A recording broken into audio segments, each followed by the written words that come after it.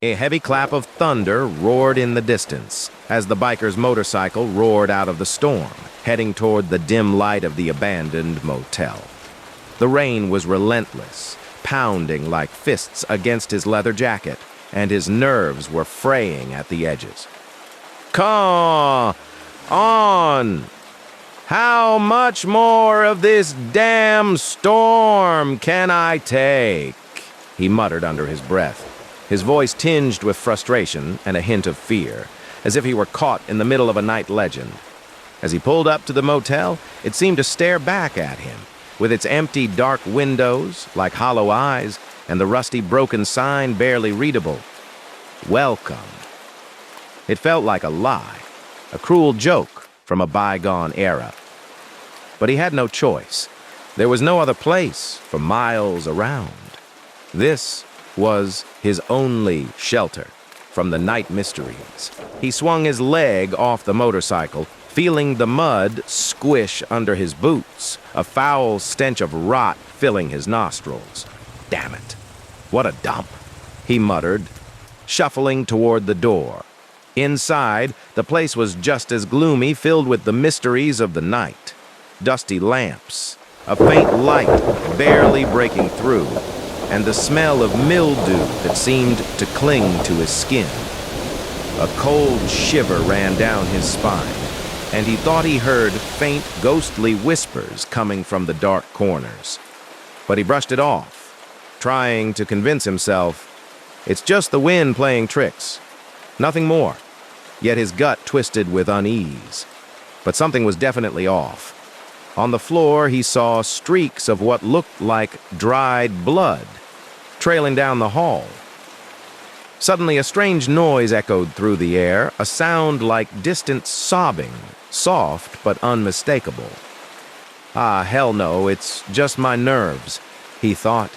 But the sobbing grew louder, more desperate, like a bedtime story turned nightmare. Hey! Anyone in here? He shouted into the void, but his own voice came back to him, hollow and empty. He took a cautious step forward, following the sound, feeling the air grow colder with each step, as if something was breathing down his neck, icy and relentless. Maybe it's just rats, he whispered to himself, but even he didn't believe his own words.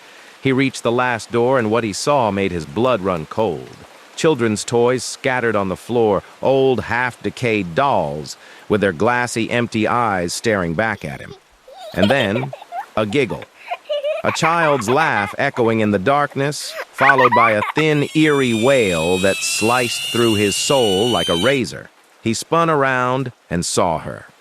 The ghost of a young girl, pale as the moon, her eyes empty and dark, tears of blood trickling down her cheeks.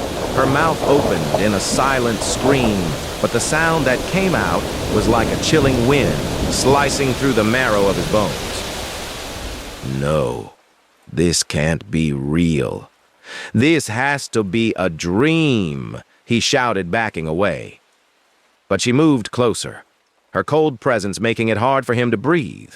Her hand reached out to him, her eyes filled with a haunting sorrow, something beyond this world.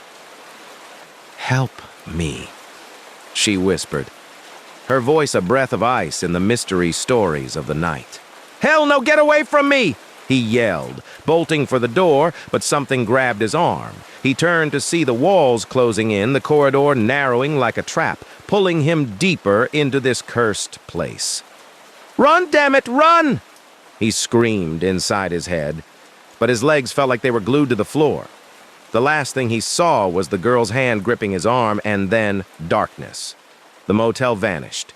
No one heard his screams. No one came to save him. The motorcycle remained by the roadside, wet from the rain, as if it had become part of this place. A silent witness to a story no one would ever hear. Somewhere far away, thunder rumbled again, and the wind whispered, "Stay or leave. It's no longer your choice. Join us again for more scary stories and fascinating stories, the kind that send chills down your spine.